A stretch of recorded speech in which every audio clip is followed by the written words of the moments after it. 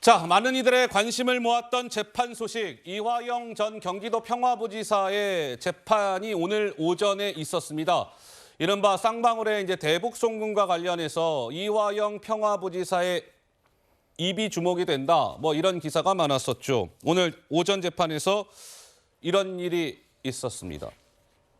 지난달 25일 재판에서는 이화영 씨의 부인이 이화영 씨한테 당신이 어떻게 그럴 수 있어 하면서 약간 소란이 있었고, 오늘은 마찬가지로 재판이 제대로 진행이 못 됐어요. 변호인 문제 때문에 이른바 이화영 씨 부인이 해임을 요구했던 그 변호인이 오늘 재판에 안 나온 거예요.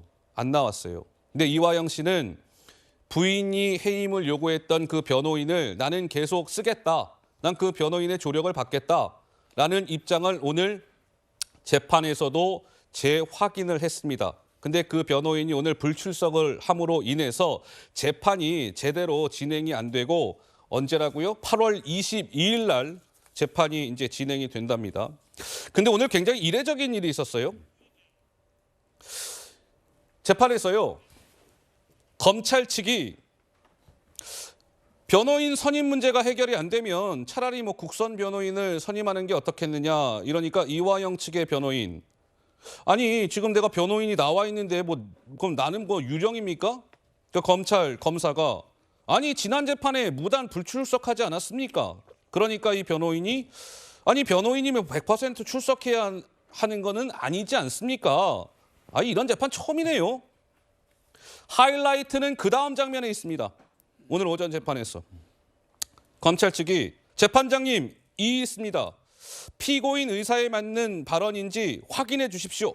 그러자 이화영 측의 변호인이 당신이 여기 변호사예요? 검사한테.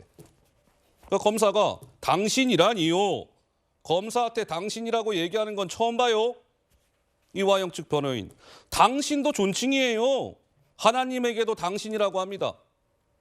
그러니까 이게 김병민 최고 보시기에는 지난번 재판장에서는 부인의 소란이 있었고, 오늘은 이화영 측의 변호인이 검사한테 당신 설전이 벌어지는 일이 있었고, 좀 어떻게 봐야 될까요? 이쯤 되면 의도적인 소란을 벌이는 게 아닌가라고 의심이 될 정도의 상황인데요.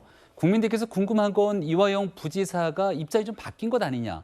그리고 쌍방울이 대북 송금하는 과정 속에서 중간에 연결고리를 했던 건 이화영 부지사로 보이는데, 예. 이화영 부지사가 당시 경기도지사 모르게 이 모든 일들을 혼자 꾸며서 했을 거라고는 상상하기 어려운 일 아니겠습니까? 그래서 이재명 당시 지사에게 보고를 했는지, 핵심적인 회의에서 이런 논의들을 했는지 여부들을 밝혀야 되는데, 지금 오늘 이화영 부지사가 다시금 신임한다고 얘기했던 이 법무법인 해광 측 변호인이 오지 않았던 오늘 거죠. 안 온 거예요. 그러니까 이화영 부지사가 한 번만 더 좀 기회를 줬으면 좋겠다. 다음번에도 이 변호인이 오지 않게 되면 그때는 재판부의 입장에 따라서 처리하겠다라고 얘기를 했습니다만, 그런 이화영 부지사가 법무법인 해광의 변호를 받고자 하는 의지가 있는 건데, 다른 법무법인의 변호인이 와서 상당히 재판 과정을 회방 놓듯이 얘기하고 있는 것. 그게 당신을 하나님한테도 당신이라고 한다, 이런 표현들은 재판장에서 전혀 불필요한 얘기들이 오가는 것 아니겠습니까? 예. 지난 재판에서 이화영 부지사의 부인이 와서 또 소란을 피우고 난 다음에 이 재판장이 난리가 났는데, 결국은 가장 중요한 본질, 이화영 부지사가 이재명 당시 지사에게 보고를 했는지에 대한 그 핵심적인 내용들이 자꾸 이런 주변적인 문제 때문에 지연되고 있는 것은 아닌가 우려스러운 상황입니다. 근데 제가 정미경 의원님께 여쭤보려고 그래요. 검사 지내셨잖아요. 네. 법정에서 피고인의 변호인이 그 수사를 담당하고 있는 검사한테 당신 이렇게 하고, 이거 자주 있는 일이에요? 거의 없는 일이죠. 허허. 예, 저렇게 재판 안 합니다. 예. 그래서 제가 이제 지금 이걸 약간 말씀을 드리면 뭐냐면, 그 이화영 피고인이 생각하는 자기 진짜 변호사는 해광이라는 법무법인 변호사. 서모 변호사. 인 것 같아요. 예. 근데 지금 진짜 변호사가 안 나왔어요. 안 나왔어요. 왜 그러냐면 진짜 지난번에 그 부인이 나타나가지고 소란을 피우면서 안 나타나게 된 거예요.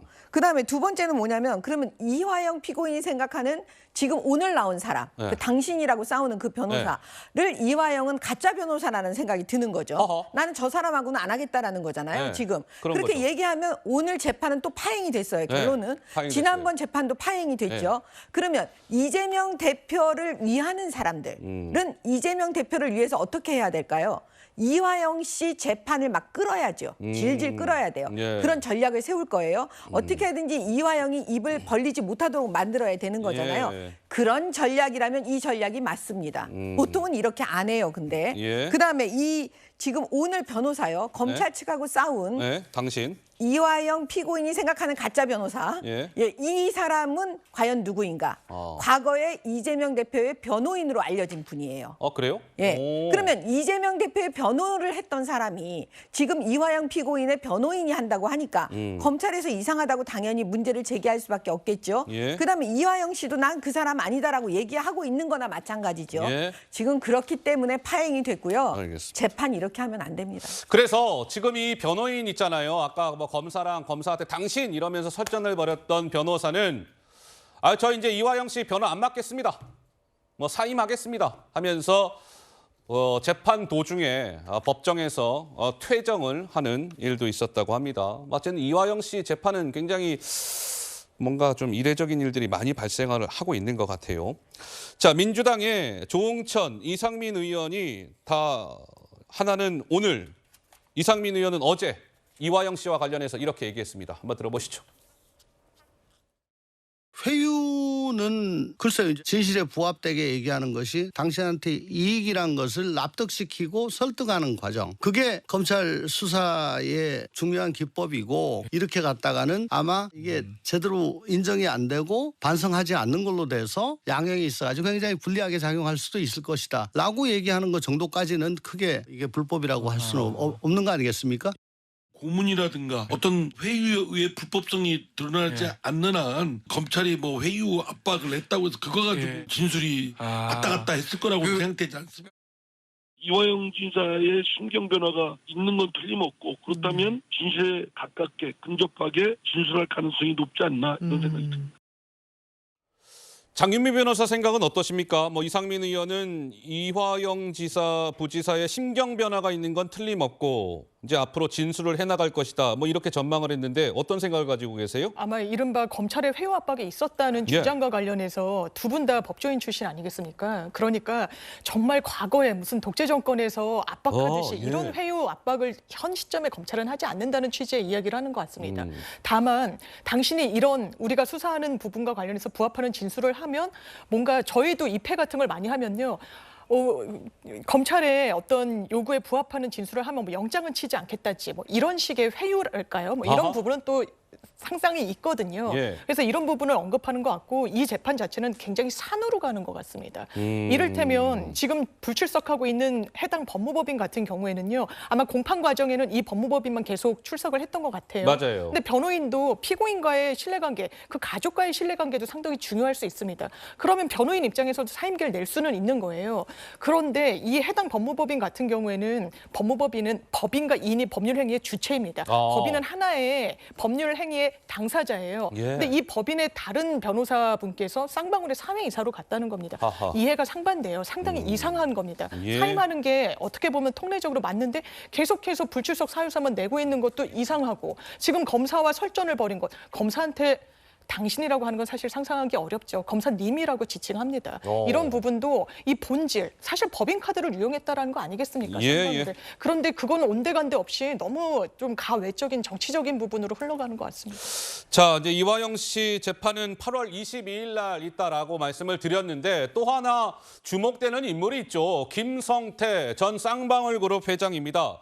오늘 사실 이화영 씨 재판에 김성태 회장도요 증인으로 나왔었습니다. 그런데 재판이 이제 이게 파행이 되면서 뭔가 증언이 안 나온 거죠. 자, 김성태 전 회장과 관련해서 한 명의 여권 인사는 오늘 오전에 이렇게 얘기했습니다. 한번 들어보시죠. 조폭들은 참을성이 없어서 남돈도 쉽게 뺏고 들어오면 술술술 다 불고 요즘은 보면 김성태 회장이 그런 입장인 것 같아요. 해도 너무한다. 어떻게 저렇게 거짓말을 할 수 있냐 뭐 이런 태도잖아요. 좀 격분하신 것 같아요 그분이. 가면 갈수록 입을 열 수밖에 없다. 이런 그렇죠. 거. 오랜 숙고 끝에 결론을 내리는 것은 내가 지은 죄만큼은 처벌을 받아야 되겠지만 저 사람을 위해서 내가 교도소 생활을 오래 할 필요는 없겠다. 이런 결론에 자꾸 가는 것 같아요. 자, 김성태 전 회장과 관련된 이야기였습니다. 결국에는 이 대북 송금과 관련해서는 김용, 정진상, 이재명 대표의 최측근 2명이 최근에 검찰에 참고인 신분으로 이제 소환 조사를 받았고 이제 최종 종착지는 이재명 민주당 대표다. 당시 이제 경기도지사였죠. 그래서 검찰이 소환 일자를 이재명 대표 측과 조율하고 있다. 뭐 이런 얘기도 나왔는데 이재명 대표가 이 대북 송금 건으로 언제쯤 포토라인에 서게 될지 이 부분은 좀 지켜봐야 될 것 같습니다.